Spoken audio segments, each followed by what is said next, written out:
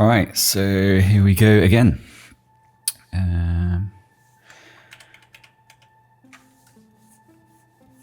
So let's get rid of this.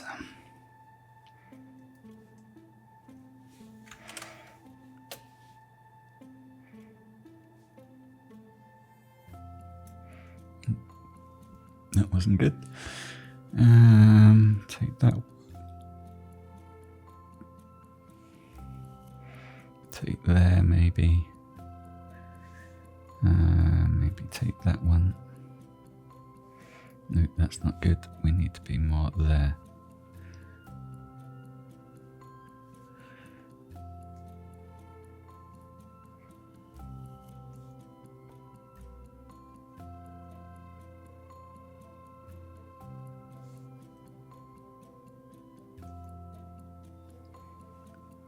Like that. Maybe take that one. Some of these. I'll leave that. That can go.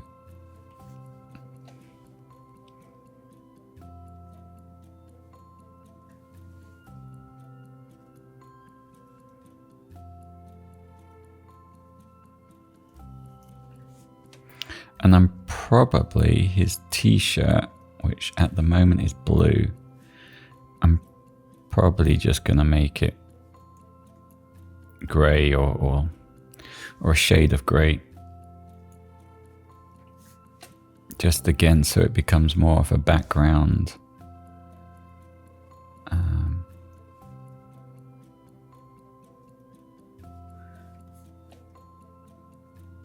More of something in the background. Okay, let's do something about these hairs.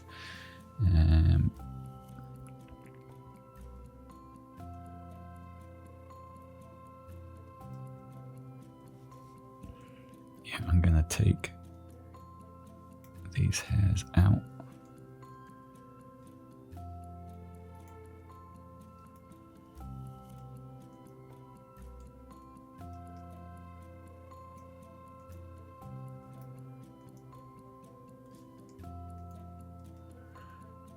Like this.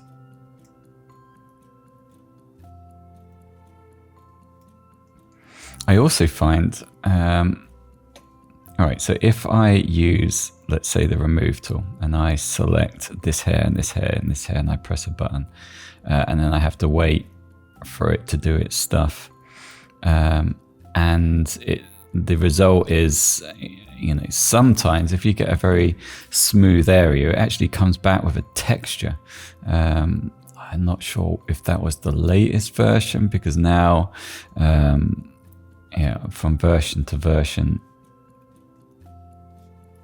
the results of what it does, you know, obviously change as it gets better, or they change things.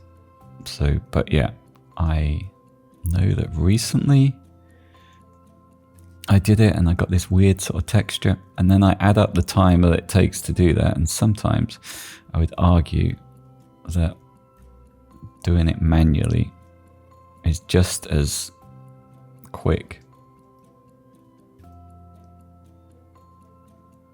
as waiting. Okay, let's get rid of this hair.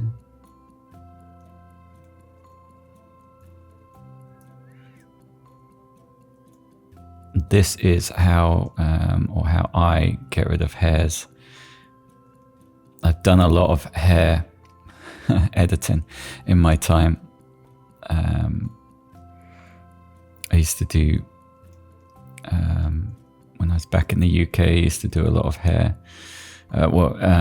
salons and things like that. And yeah, pictures for the photos for them and edit them, and also yeah, I haven't. It was a long time ago, but I used to do Studio 100, and not the photography, but the editing, to go on, you know, bags and stuff, and then they would need to be edited from a white background, but to also go on a dark background, and then I'd have to draw on hair. I would still argue that you can't really, because these were yeah, relatively high quality images. So not just for the, it's for print. So they were edited at full quality, really.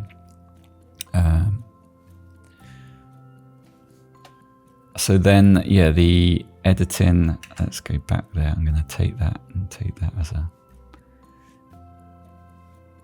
actually no, I'm going to take that there, maybe take that one there.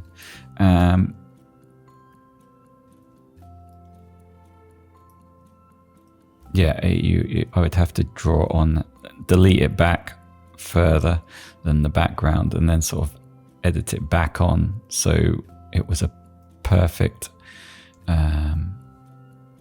mask.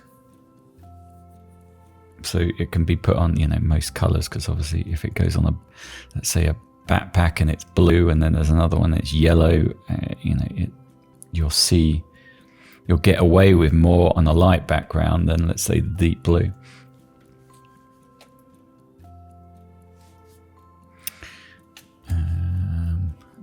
That's a mole. Let's take this. I'm going to blend that. So yeah, I have a lot of hair brushes, so I can manually draw on the hair. But for this, I don't think I'll probably need it that much. But this sort of technique here, where you're taking a hair and working along like that to eliminate it all the way across whatever it's going on, is this is a lot easier, but that's generally how you take out a hair. And I have to do it later on. All right, and I am gonna take these out.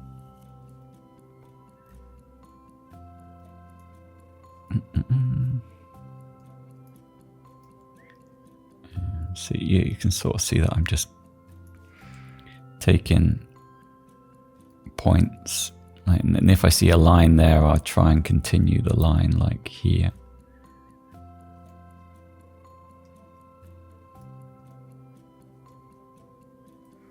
And sometimes you can sort of see a ghost of where it was, because it's never just the hair. There'd be maybe a bit lighter here. But this is where the remove tool would, do a very good job of just doing this.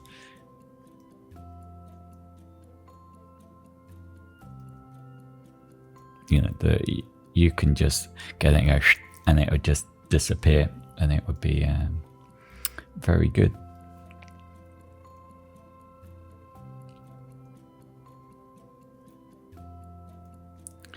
But there's a few ways to see how good it does. So there's a texture to every photo. So you can push the image to see that texture. So for instance, hang on. I have one set up here on my actions somewhere. Solar curves. Okay, so this creates, it's just a curve, but with these points pushed. You can see the graph here, and this one's just the opposite, but I have many for different types of things. And what it does is it enables you to push the image in an odd way, but then you can really see, let's say, look, now you can see the background.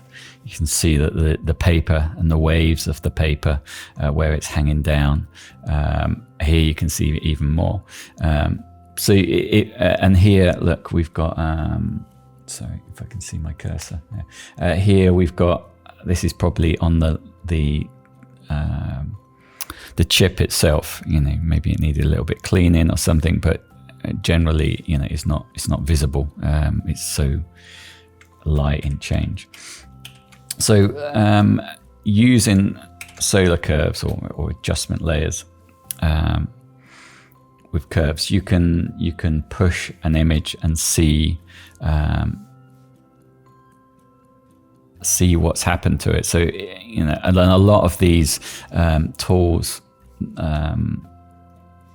that are doing it for you, you'll pick up when you push it. You'll see, it'll be obvious what it's done.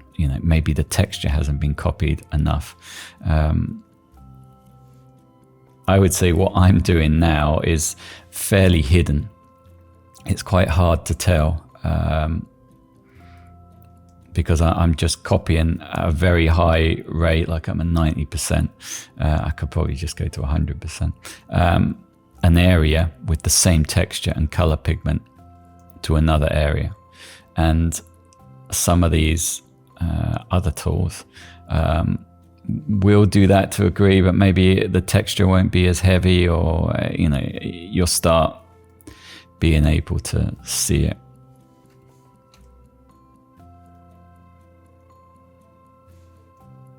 I haven't actually tried it too much with the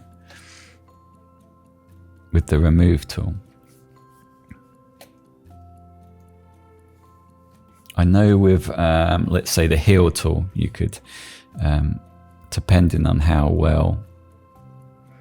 And a way to get around that is I used to, like, if I need to, let's say, use the heal tool and there's, I don't know, something here, a large area, I would section it. So I would use the clone tool to sort of clone between it to create little blocks. And then I would give the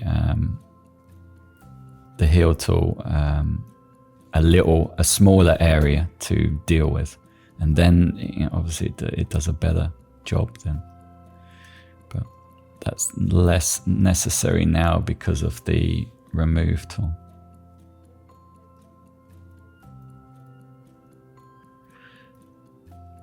There's a lot to be said also for the speed of some of these tools now. Like the remove tool, really, it's very powerful.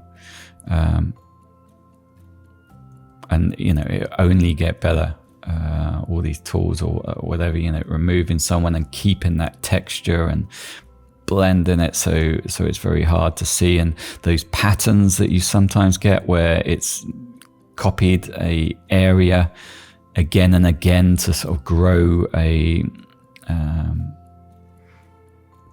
to extend the area further, and these weird sort of artifacts, it gets less and less.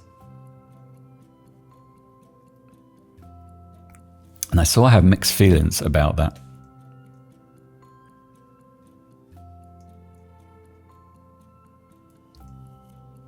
You could argue, well, it just makes your job easier, it's quicker. And yes, it does. But it's going to get to a point where you can edit something to such a high... maybe like quality is the wrong word. It's not about quality. The quality just means whether you use it more and more or not. But I worry more about the speed. If it is so fast and you can do something which would take a lot of time before, then the budget restraints of whether that would be edited to that degree change. And I would say, if this was for someone, and it's a very important photo, and they really don't want to lose who that person is, and they want it thought about and cared for. So the image at the end is really a handmade, it always sounds wrong to say piece of art, but once you edit this degree with something with a lot of thought behind it, then it's not just a carefree whatever type of image. Okay, I'm going to go down to about 40 just to bring that up. Back to 90. But if there's a plugin out there now I think it's by retouch for me. It's called Face, I think it's called Face. And you can make a face more masculine or feminine and have lift, which changes the whole shape of the face. And it's just on a slider, and it's quick. Now, I don't know how good quality that will be once it's done it. Like, moving that many pixels around, is it still as sharp as what it was originally? Like, if you, let's say, start using warp's not too bad, but if you start using what's it called, liquify, and you start moving this around, it will lose some of its sharpness. You have to either try and get it back, but whatever you're trying to do afterwards, you lose the sharpness when you're doing it. But if that's not the case, and it's that quick to do it, then it's going to be used more, and that means that this type of the budget. So I would argue some of my work that I've done for clients, which is highly edited. So Louis Belgium, and the models are, their skin's immaculate, every hair is in place. They were not quick edits to do at the time. You're looking at 4 or 5 hours to get it there at print size. Like, these were 3 meters by 2 meters, and I think even larger, and to have that sort of quality and you not to be able to see anything, and it's edited without, obviously that they've been edited, but you can't see it. There isn't any evidence or any errors. It looks like how it was shot. Then there needs to be budget behind that so there's a value to it. That's where it needed to be for the thing that it did. But if it's a snapshot or a picture of your kid or something, and you come to me and you want it, one, I'd feel, I think I'd refuse, but two, it would just be out of, it's not what the photo is about. It costs too much to have me sit there for 5 hours to edit your kid, or maybe you have the budget for that, but not many people would put that amount of time. And because it takes that amount of time, you would question whether you should be doing it or not. Like, you've asked someone to sit down for 5 hours and edit your kid, or a photo, or whatever it may be. It feels a decision, a big decision, to have something done like that. But if it's a slider, a quick little slider, then would you think so much about it? Would you and the people who are using it, it's there. It's a slider. Slide it, click, it's done. And it changes the whole structure of your face and can make you look younger in seconds. Then, if I make my dad younger in this with the actual editing, then it would take a long time. And then through that whole process of me doing that, I'd be thinking, what am I doing as I do it? I've taken out this wrinkle here and there, and I'm having to do it. And as I'm doing it, I have to think about why I'm doing it. But if it's on a slider, would you, it's just a moment in time. It's a few seconds.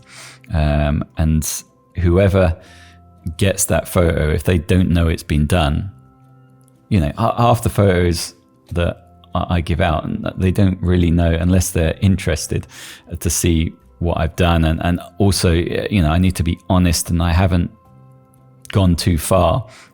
Then there are conversations, but generally it was for a business client. They just want it done, and when they see it, they're happy with it. They're not going to sit down with me for an hour and go, okay, can you explain how far you've gone and what you've done? There was just a brief. I've met the brief, and there you go. But then if there's a slider that I can just do in a few seconds, I don't know. it opens the door to it being a carefree decision. And then probably what happens is it's like your phone. Like, I hope we don't go that way, where you take a snapshot on your phone. It's processed. Like, that isn't reality. Probably skin smoothing is automatically on. I don't know what, a color grade is happening to it. It's not reality. It's not a snapshot and close to actually what you're seeing. And because it does it in a click and you don't know what it's doing and what it's not doing, you accept the photo and yeah, it's a nice photo of me. But, take all those settings off and take the photo again, and you'll feel like something's missing. I don't look as good. Yeah, of course you don't look as good. There's so much going on on the battle of the phone manufacturers to make the perfect camera on your phone, that they're not really forthcoming in exactly what is being processed. And I think, like, I don't know, I take snapshots and I have turned everything off, but it's had a few updates since I've done that. So I wonder if it's turned things back on again. But I don't like that. Like, a snapshot should be a snapshot. It's a reason why I bought a phone, because if I take a snapshot with this camera or my Sony camera, I have to download it. It's a high res, or I could do a JPEG if I want, but I never do. And then I have to put it through and process it and crop it down because it's too big, because I've kept it at the highest quality. And it's so much hassle when it's just a snapshot of my family doing something, that I use my phone for that. But yeah, more and more my phone is taking control of that situation and warping it into its own fantasized reality, and it's not forthcoming in telling me what it's doing or how it's doing it. And then my snapshots are polished,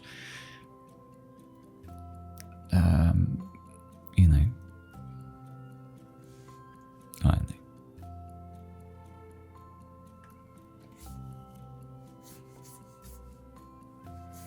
So I think there's a lot of that going on, and I don't like the way that that something so fundamentally changing the photo to that degree is on a slider.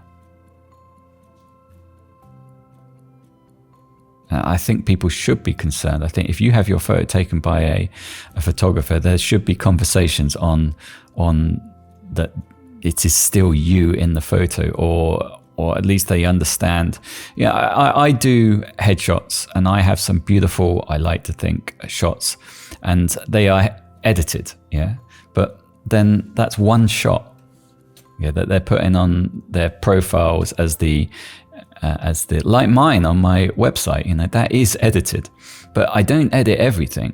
That's an important picture of me that I am sharing to represent me as a photographer and my company, and I want it to be good. I want it to be edited. I want it to be a good impression, but then I don't want every shot of me that I ever take manipulated in that way. I chose that's a single shot, or 2 or 3 shots, or all the ones on my website, holding a camera there, it's not just a quick little snapshot of me, this is just a casual, stands have been put there, and it's to represent a feeling.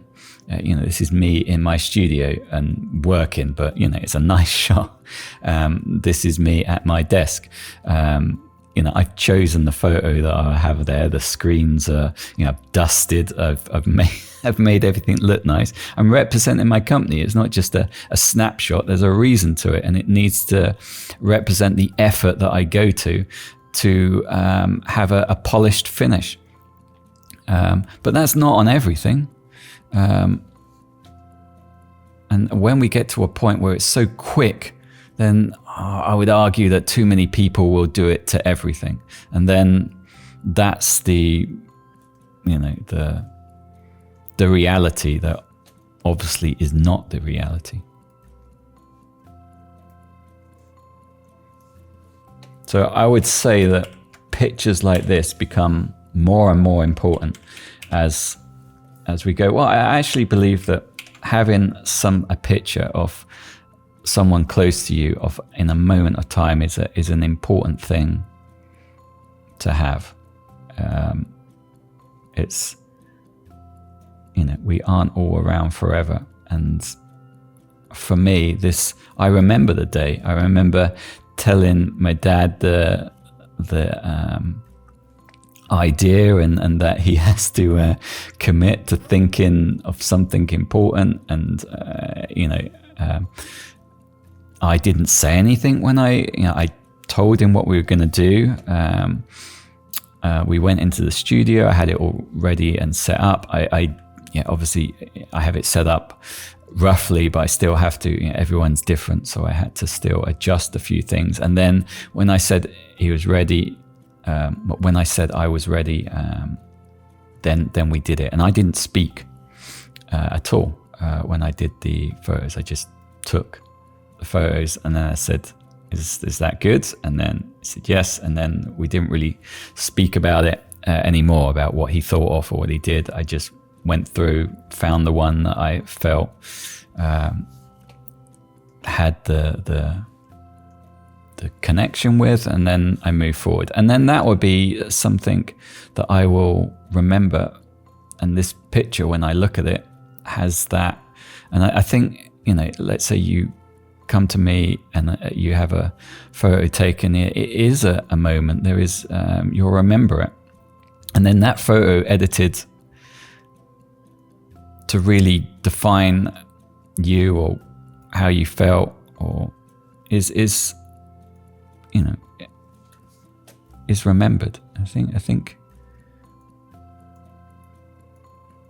a snapshot is a snapshot, but an actual portrait is a very different experience.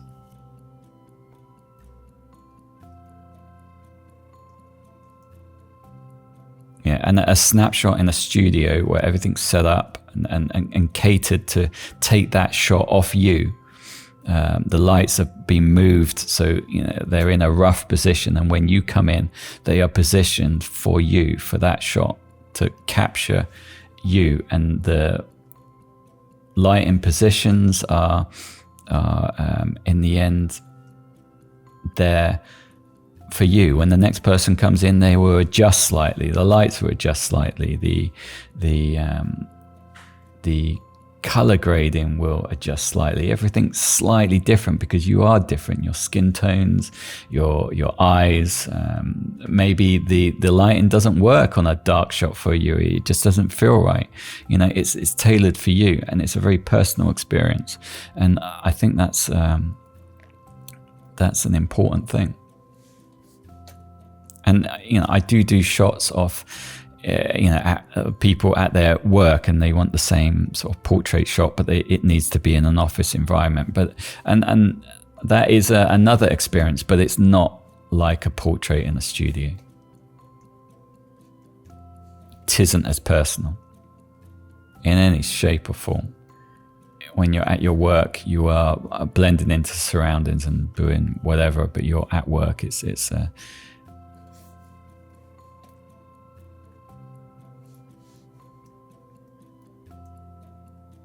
They're there for a different reason, I think. They're more to promote the business and have that feeling that when you go into the office that you recognize the surroundings, and it feels very familiar because you've been introduced to that person via the environment. But a portrait, it's got nothing to do with the environment, not the ones that I do anyway. It's about the person. It's very minimalistic and confronting, and I think that's a lot more of a personal introduction to yourself.